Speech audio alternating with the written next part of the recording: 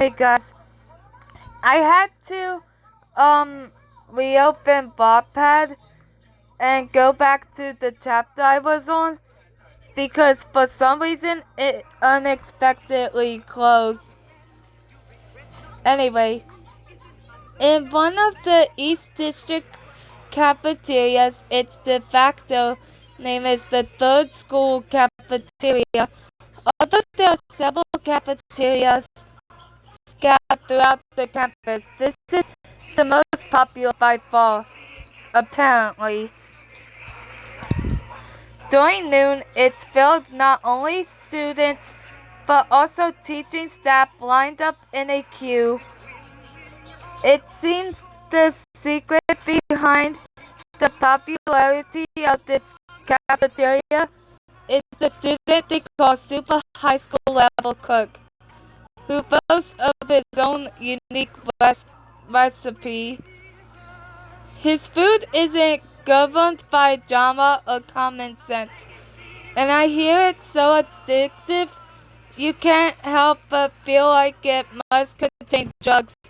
But come to think of it, it doesn't really matter since I forgot how addictive it is. Well, in any case, even now the student cafeteria is filled with students, so there wasn't a single seat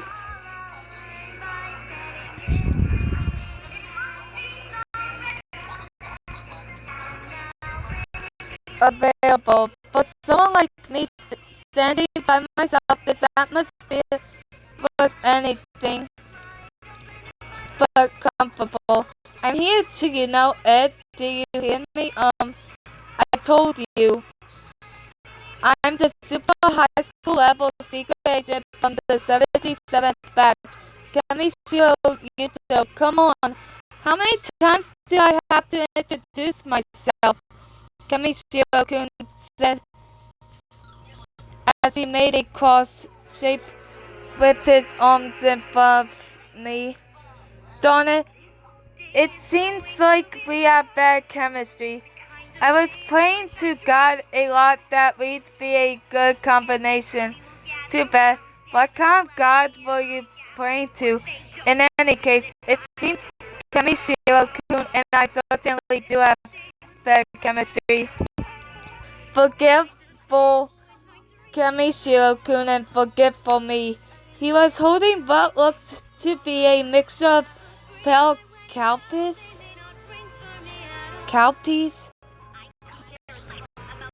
and water. Please correct me if I'm wrong on that one. Well, whatever. What's more important is starting our conversation. Right, we can do that, but I looked around at the students bustling through the cafeteria. Why come here of all places? Kamishiro-kun waved his short finger in front of me with a tisk tisk tisk. It's bad taste to answer such a question to an outsider. If anything, this is the perfect place for it. If we talked about this in a place with only a few people, someone would be able to overhear us easily. It's a theory I have that we should hide like we're extras in an adult video. So what you're saying is if we need to talk about something important, we should pretend we're having a normal chat. What I'm saying is I'd be lonely if I was here by myself.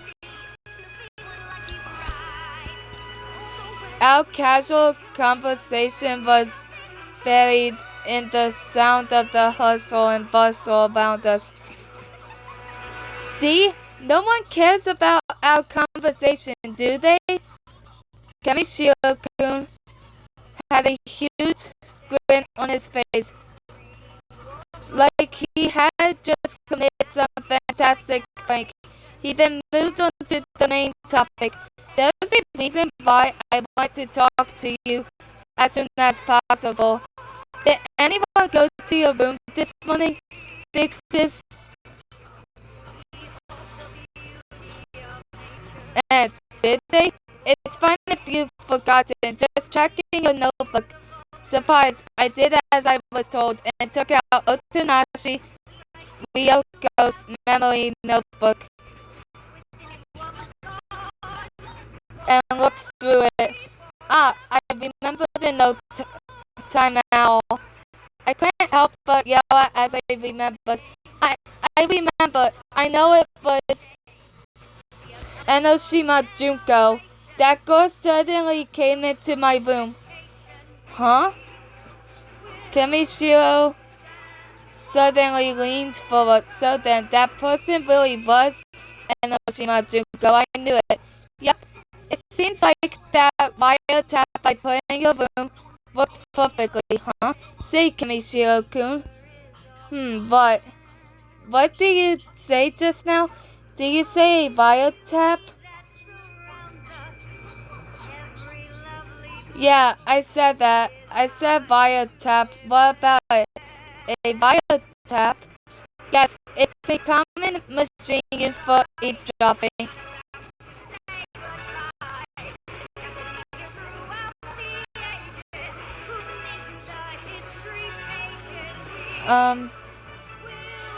I quickly stood from my chair. How is that normal? I screamed at the top of my lungs. Normal common people don't use those machines. Kimishiro-kun's face was as calm as ever. Let's not went on about the biotap. It was crime prevention. Biotaps aren't just used to prevent crimes. Ahaha. So you notice, clap, clap, clap. As he verbally applauded me, he took out a giant paper bag from under his chair. The boy immediately shoved his hand into the bag and pulled out a sweetbread, a sugar twist donut, as he cheered out by himself.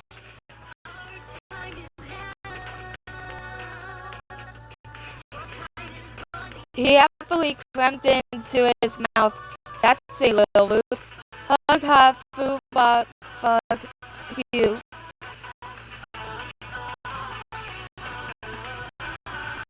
I don't think I pronounced that right.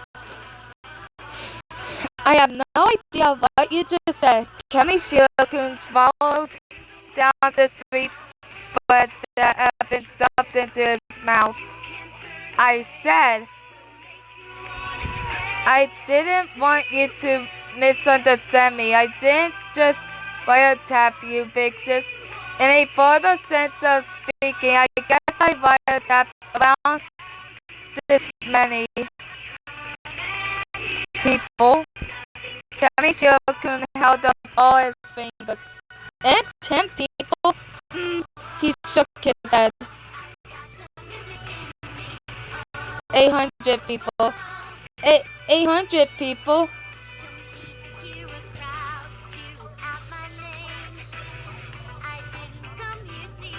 Each finger was to signify a unit of 10 people. You can sit 800 people on an Inaba Manuki shed, no problem. I was stunned at the unexpected amount of people he counted. He continued to explain the reason why.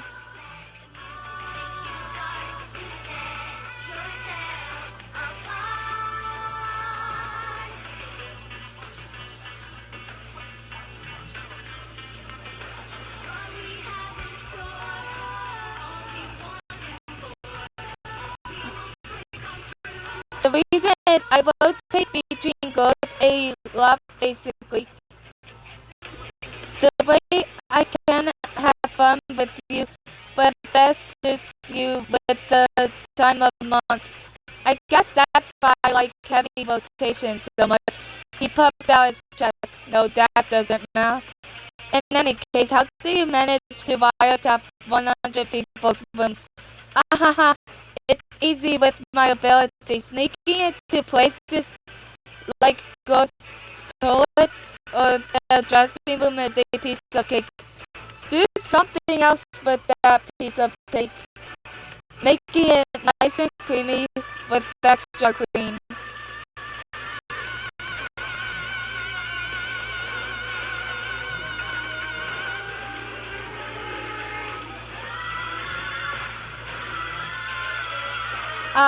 This is all I getting out of hand. The hand, the leg, the head, the back. It's getting out of everything. Let bygones be bygones. The boy wiped away his problem with a simple phrase and started talking about a different subject. When you big sisters are in a room, you sure are noisy, aren't you?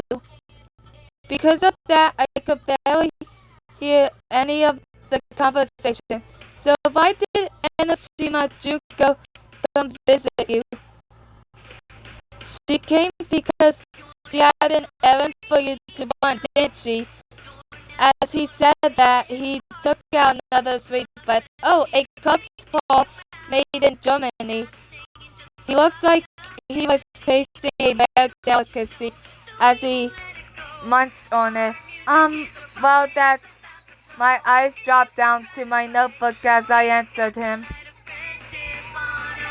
It seems she came to give me a hint. A hint? I flipped through my notebook. Enoshima Junko's purpose. Kamichiro-kun looked surprised at my words. Tell me in more detail. What did Enoshima Junko say her purpose was? Kamichiro-kun asked with a more forceful voice. I read aloud my memories from my notebook, also feeling very tense. It seems like Enoshima Junko has two purposes. The first is to crush Kamakura Izuru until nothing is left. Do you know what that means? Keep going, he coolly prompted. I looked back down to my notebook. The second is... I read on ahead a little and was shocked by what I read. It was as if someone had killed me by pounding my spine with a hammer. I felt a sudden intense shock surge through my body. Big sis? What the heck? It says kill your beloved darling Matsuda Yasuki. As soon as I said it, my brain felt like it was having a nuclear meltdown. My surroundings began to rock from side to side.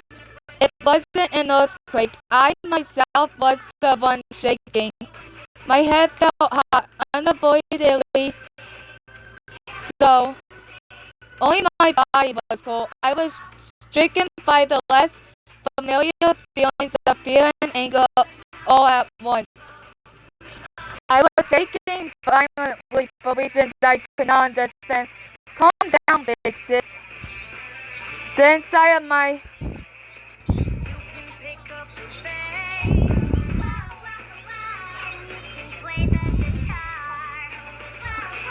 head was numb with fear. There was a voice echoing quietly. I was brought back to my senses to find Kamichiro-kun saying something to me. The kill thing has to be a bluff. There's no way a person can kill so lightly. If she really planned to kill him, she wouldn't bother declaring it to you until long after murdering him. Am I right? That would be true, I know that, but I can't stop my body from shaking. You're right. There's no way she'd kill him. My voice was shaking so much, I almost couldn't form a single word.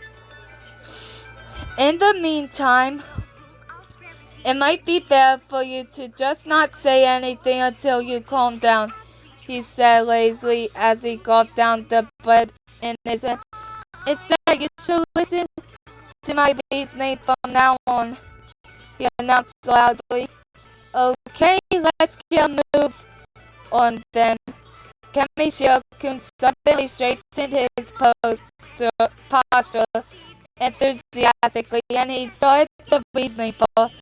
Firstly, That's the problem of the events known as Matsuda Yasuki's death that you're so worried about. I suppose that's a bluff.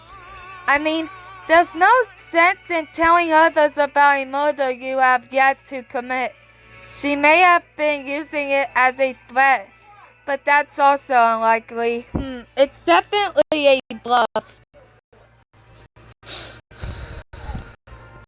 For now, that's our understanding of it. But we should be more wary of the girl's first purpose, Enoshima Junko's first purpose.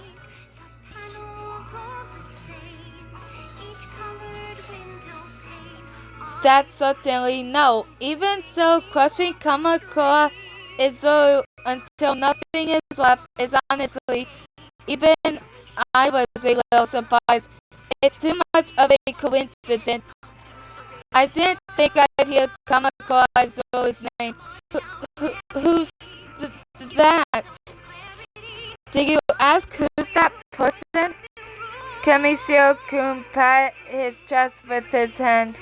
They're the culprit. The boy leaned forward over the table and spoke in an excited voice. I was surprised since Kamakura Izuru is the culprit behind the world's largest incident in Hope Speak Academy's history. Ed, the culprit behind the world's largest incident in Hope Speak Academy's history. Speaking of which, what is the world's largest incident? In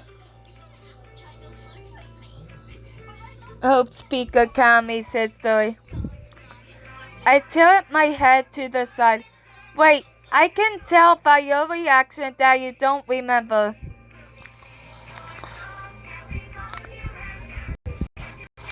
Kamishiro huffed and pouted. It's going to show my deductions to other big sisters, but from now on, I should expect your reason when I tell you my reasoning.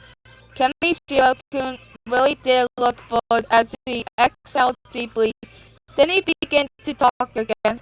When I told you the other day, you didn't remember then either, but you didn't even remember.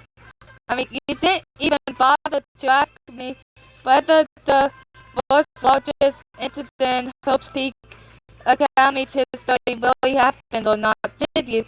By now, I can say that with more confidence. Kamishiro-kun clicked his fingers right in front of my eyes. The world's largest incident in Hope Peak Academy's history. Kamakura is the culprit behind the incident. He really proud expression as he declared it. After a while of wearing that expression, he spoke. That wasn't the reaction I was waiting for. He said his one-sided excuses as I tried to regain my composure. The reason as to why I believe this is the case is also why I called this man. Kamishiro leaned over to face my ear and whispered in a small voice. Actually, I overheard the conversation between faculty members. Overheard somehow that filled me with a sense of dread. The people having the conversation were on school campus, but they seemed to be very careful. They didn't mind spilling out all their complaints when in their own private rooms, though. Like after a love affair, it was the number one most sterile atmosphere. Honestly, those guys from office romances are scary. You don't mean? Oh, it's been a while since you last talked. And was it a while? No, I wasn't worried about that. More importantly, oh my, as expected, I think the biotap I installed in the female teaching staff's room has been at least a little useful thus far. We should call this operation the Eli Female Staff or set with a dilemma. Gah ha ha ha. I see. How nice. Understandably, my reaction ended up seeming pretty idiotic. In any case, the pieces of the puzzle are starting to come together. The world's largest incident in Hope Peak Academy's history, Kamakura, Izuru, and Enoshima Junko. Once we find what the connection between them is, we'll be able to solve this case. So then it'll only take a little longer? Yeah, just a little. Kami Shio-kun's expression became shrouded. Putting it another way, we just need to take one more step. Here's my prediction: once we connect one more piece, all the secrets will be revealed. If that happens, we'll understand soon afterwards. There's only one piece left? So, are you going to talk to this Kamakura Izuru person? They're the culprit, aren't they? Kamishiro-kun made a troubled face, tilting his head to the side at my question. I don't think I can. After all, no one knows where they are. Don't know where they are, so they're missing? I wouldn't call it missing per se. Kamishiro-kun's face only became more and more troubled. His tone of voice became more serious. The human named Kamaru Izuru is a member of the regular school, the preparatory school, or the teaching staff. In fact, I can't find any mention of that person's name anywhere. In Hope Peak Academy, no boys, no girls, no student graduated or presently attending. No mentions anywhere. It's like they're a ghost. I think the most likely possibility is someone wiped out the record clean. What nasty business. I believe it would have been someone inside the school, but not someone within the inner workings of the school. It's too risky for them. So then there's an accomplice within the school? It's strange though. For so long I have investigated it. I haven't found a single student who knows who the person called Kamakura Izuru is. The school began hiding them after the incident, so it would not be strange if there were students who know about them before the incident. However, I never thought there would be no sign of their existence from the very beginning. No way. They really are a ghost. Stop that! They're not anything like a ghost. Kamishiro-kun puffed out his cheeks. He looked really mad. Evidently, he disliked the tone the conversation took. Anyway, Kamishiro-kun cleared his throat slightly and readjusted his face to a more serious expression as he talked. No matter what the reason is, if we don't find out who Kamakura Izuru is, we may have no choice but to give up. Give up? I suddenly raised my voice. Kamishiro-kun shook his finger and found my face with another tisk tisk tisk. It's no good to jump to conclusions. As I was saying, we may have no choice but to give up coming at it from that perspective. If we can't figure it out from that perspective, it'll be better to come at it from a different perspective. It's stupid to always look at things from one point of view. For example, if you only ever look at a middle schooler's boobs, you'll never see her butt. I see, thank goodness. My reasonable reaction turned to an idiotic one, and I replied overly cheerfully. So what's the other perspective? Enoshima Junko, of course. Enoshima Junko. We always return to that girl's name. I felt shivers go down my spine. Thanks to the conversation I overheard from the female staff, I finally understand in what way Enoshima Junko is connected to the world's largest incident in Hope's Peak Academy's history. Kemi-shio-kun shot a quick glance to me, checking my exceedingly weak reaction, and he let out a large sigh. It looks like you remember, but other than being the person who started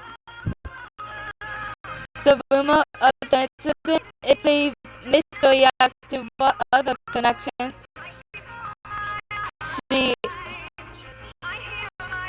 has to the world's largest incident in Hope's Peak Academy's history.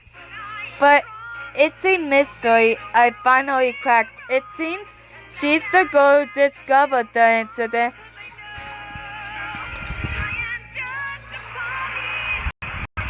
Discovered it, but isn't that suspicious since this is a mystery novel? Wow, more breaking the fourth wall. She's primarily a suspect, said Kamichiro-kun. Nothing, but you know that, don't you? She's already been interrogated by the school. Interrogated? I told you, if you don't remember, check your notebook. Kamichiro-kun was yelling like he was throwing a huge temper tantrum. I quickly read through my notebook. Ah, I see. Enoshima Junko started to spread rumors immediately following the incident. But didn't you say she was interrogated? But if she was released just after that, then that means she can't be the culprit. Thanks to your awful conversation timing, I come to a conclusion, big sis. Well, it's just as you put. It seems like the interrogation was highly relentless. I was thinking it would have been impossible for her to escape. Kamichiro-kun suddenly stopped moving. What's wrong?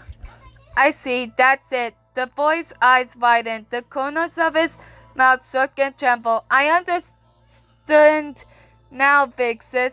He shrieked excitedly. We completely overlooked the most important part of it all. It really was best to ask you to help me out, big sis. You did great with the interactive mystery part. With uncontrollable excitement, he enthusiastically took another sweet bread out of the paper bag. As he bit into it, he started to craft a new sentence. By the way, it was a jam bun. What I'm saying is, Enoshima Junko was interrogated by the school. That's where the last piece was hidden. And what do you mean? Well, you see, the information I heard while eavesdropping, the interrogation on Enoshima Junko was definitely incredibly thorough. There were things like polygraph testing and kinesics analysis. They start with cliche things like that, then something called brain fingerprinting, which is a slightly different to interrogating. But the thing with brain fingerprinting is it seems to be known as being a more reliable lie detector than compared to the polygraph test. The point is, they were using tests that measured brainwaves directly to see if she was lying. Understand? Not really, but it sounds incredible. That's why it is incredible. The corners of Kamishiro-kun's mouth twitched up into a smile. Not just that, but none of it would have been possible without an expert. An expert?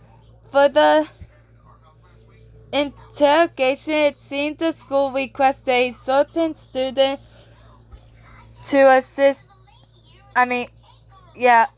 them. Of course, I couldn't find who the student was, but I finally realized it would be difficult to utilize something such as brain interrogating. I mean, brain fingerprinting. Sorry. Without an expert in the field, they needed to collaborate with someone. If they knew, they would have no reason to imagine it. I'm saying there's someone at the school who is familiar with the intricacies of the brain.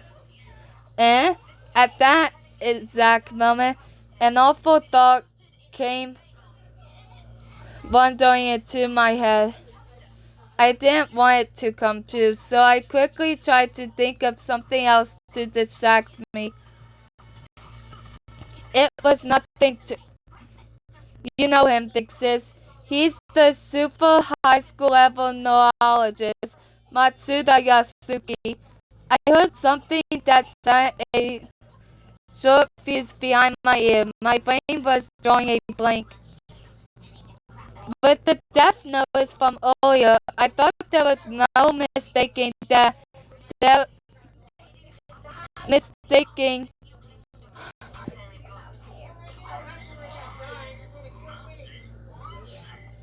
there was a connection between Enoshima Junko and Matsuda Yasuki, but perhaps Matsuda knew Enoshima's weakness. Anyway, there must be a reason behind the connection, right? The school released Enoshima Junko from the interrogation way too easily. He continued to talk on, with his eyes shining brightly. I found myself nodding in agreement to everything he said. After he had spoken for approximately an age and a day, I couldn't help but feel as though I had no energy remaining. Even so, Kamishiro-kun continued to talk. In contrast to his happy, talkative nature, I was looked depressed at best. The point being, I can't help but feel as though Matsuda Yasuki may have been the hidden last piece, you know? I mean, do you think Enoshima Junko has been just obsessively aiming at the good relationship between Matsuda and yourself?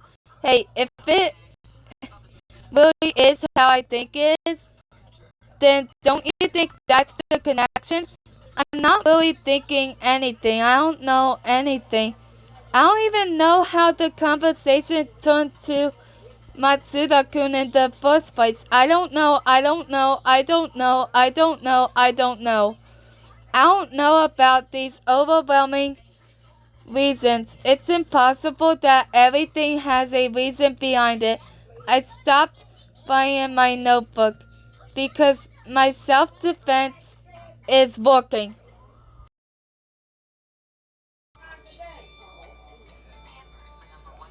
It's wait. If something came and threatened my world, I'd be happier if I just forgot about it. Because if I forgot about it, that means I have nothing to do with it, and it protects my world. So I'll look away from life's inconveniences and misfortunes. I'll chase after my world with all the strength I carry. I've cast away my feelings of self-hatred and guilt. Because I'll always forget whether or not I turn away from the truth. And so I have nothing to do with the things I forget. That's my self-defense. Yeah, I really do feel like we'll resolve this soon. We'll solve this soon, sorry. I suddenly realized as Kamishiro-kun continued to talk to himself, he was drawing nonsense shapes on top of the table. Say, Big Sis, it seems like the end to your issue is coming soon, too. After I solve it, it'll be time for you to get ready to reward me.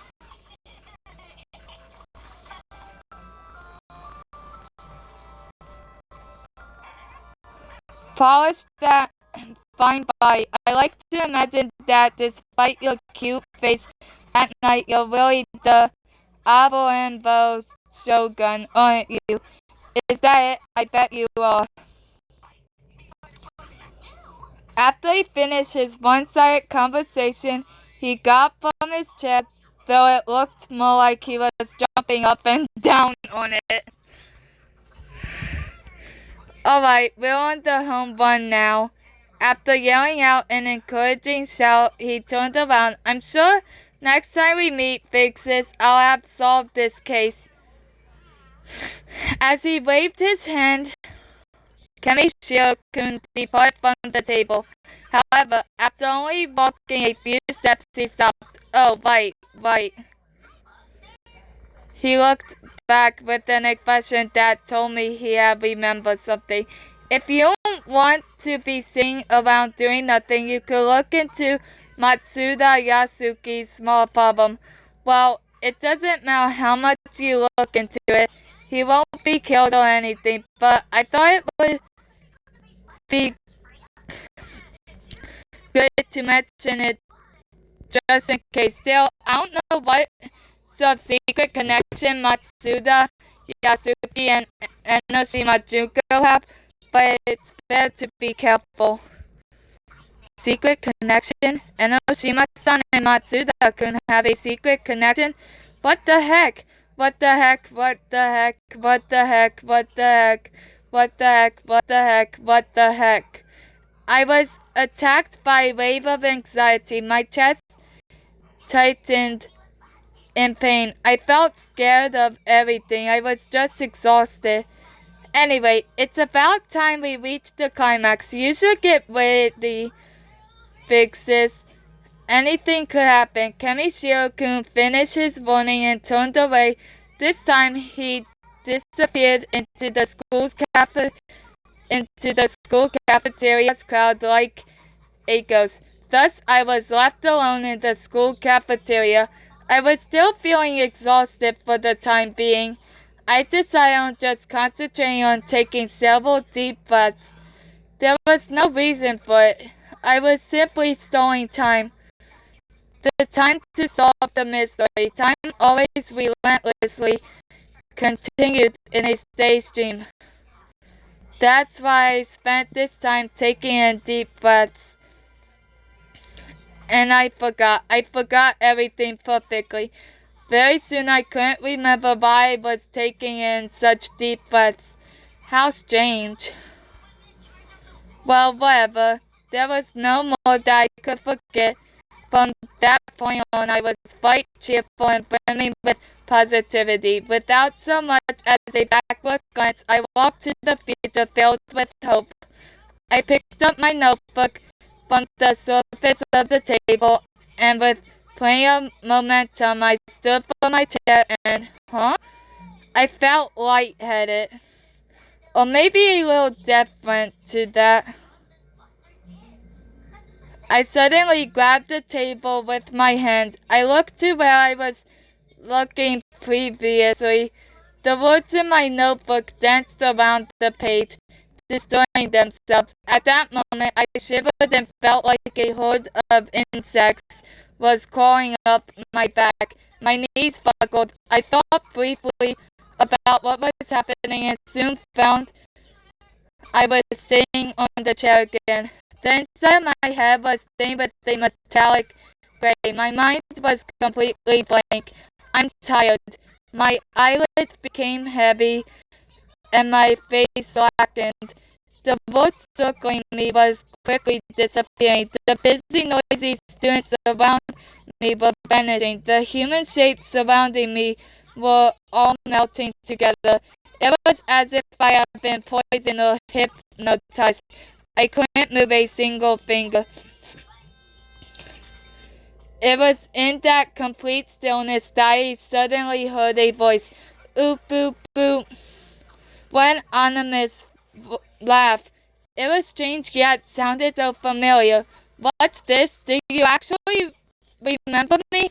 I'm happy. Despite your awful habit of forgetting things, you still remembered me. That's right. It's super high school level despair. It's been a while. Oop, boop, boop. Why can't I remember? Why did I remember them? Even so, I remembered someone before the voice told me something. Lights me up again. Then I'll kill you properly. Suddenly, I was looking upwards. Before my eyes was a giant shadow standing over me. The shadow had a familiar face, but I couldn't recall any memory of the face. That familiar face stared intensely at me, like it was trying to look past my skin. Their irises were colored by darkness itself. It was like their eyes were despairing, even in despair. As I looked into these eyes, an unexpected thought popped into my head. Ah, so I'll be killed by these eyes. Unfortunately, I can't actually kill you this time either, they whispered to me, like they were answering my thoughts. Once again, I can't kill you due to circumstances, since you still haven't tasted enough despair. You need to taste an even more despair-inducing despair, you see. Suddenly, all the lights surrounding me disappeared. At the same time, I noticed my eyelids were shut. The shadow seemed to cover my face completely. But if you say you don't want to taste that despair, then it means war. If you don't fight despair, you'll never feel hope again. Those were the last words I heard. After that, voices, sounds, everything had disappeared. As numbness took hold of my body, all my senses stopped working. I was completely still. I fell out of consciousness. I fell out of it silently.